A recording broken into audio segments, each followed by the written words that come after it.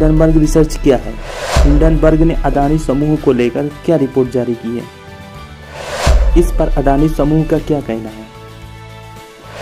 Hindenburg समूह ने पहले किन कंपनियों पर इस तरह की रिपोर्ट जारी की? हिंडनबर्ग समूह की विश्वसनीयता पर क्यों सवाल किए जा रहे हैं?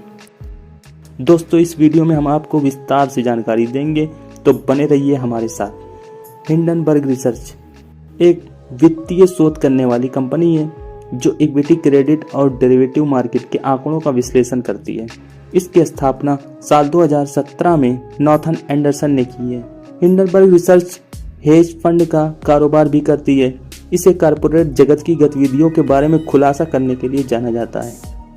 इस कंपनी का नाम हिंडनबर्ग आपदा पर आधारित है, जो 1937 में हुई थी, जब एक जर्मन यात्री हवाई पोत में आग लग गई थी, जिसमें 35 लोग मारे गए थे। कंपनी यह पता लगाती है कि क्या शेयर मार्केट में कहीं गलत तरीके से पैसों की हेराफेरी तो नहीं की जा रही है। क्या कोई कंपनी अकाउंट मिसमैनेजमेंट तो खुद को बड़ा नहीं दिखा रही है। क्या कंपनी अपने फायदे के लिए शेयर मार्केट में गलत तरह से दूसरी कंपनी के शेयर को बेट लगाकर नुकसान तो नहीं पहुंचा रही।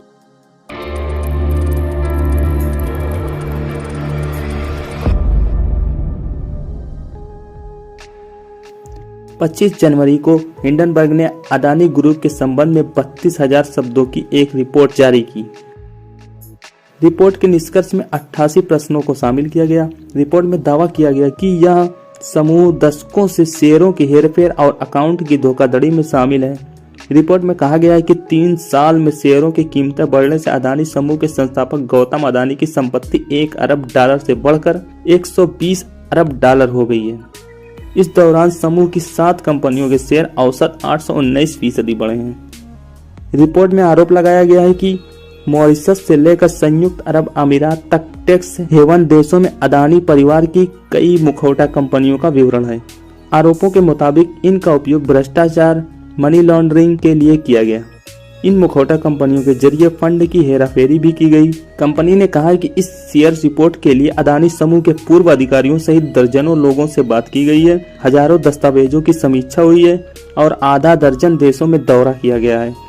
रिपोर्ट में कहा गया है कि बड़े पैमाने पर शेयरों को गिरवी रखकर कर्ज लिया गया।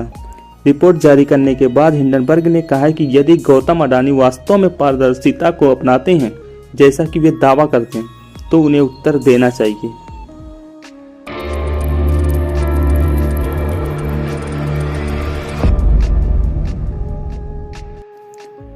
रिपोर्ट आने के बाद अडानी समूह ने हिंडनबर्ग की रिपोर्ट पर प्रतिक्रिया दी।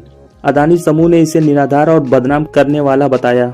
समूह के मुख्य वित्तीय अधिकारी जुगेसेंद्र सिंह ने कहा, रिपोर्ट में इस्तेमाल तथ्यात्मक आंकड़े प्राप्त करने के लिए समूह से कोई संपर्क नहीं किया गया। यह रिपोर्ट चुनिंदा गलत व बासी सूचनाओं, निराधार और बदनाम करने की मंशा से किया गया एक दुर्भाग्यपूर्ण संयोजन है।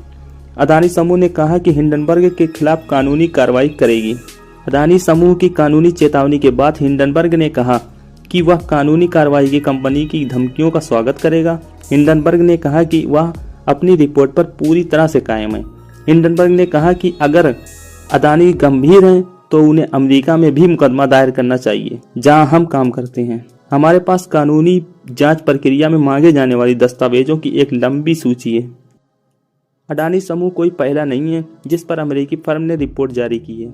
इससे पहले इसने अमेरिका, कनाडा और चीन के करीब 18 कंपनियों को लेकर अलग अलग रिपोर्ट प्रकाशित की है, जिसके बाद काफ़ी घमासान मचा। ज़्यादातर कंपनियां अमेरिका की ही थीं, जिन पर अलग अलग आरोप लगे। हिंडनबर्ग की सबसे चर्चित रिपोर्ट अमेरिका के ऑटो सेक्टर की बड़ी कंपनी निकोला को लेकर रही।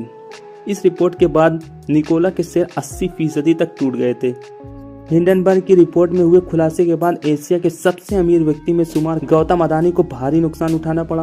3 दिन में उनके समूह की कंपनियों को $34 अरब का घाटा हुआ है। इतना ही नहीं, ब्लूमबर्ग बिलियनियर्स इंडेक्स में भी गौतम अडानी शीर्ष 10 अमीरों की सूची से बाहर हो गए। बिलियनियर्स इंडेक्स में अडानी चौथे स्थान से गिरकर 11वें स्थान पर पहुंच गए हैं और उनके समूह की कंपनियों के शेयरों में लगातार गिरावट जारी है। अनुमान है कि जल्द ही गौतम अडानी एशिया के सबसे अमीर व्यक्ति का खिताब भी खो सकते हैं।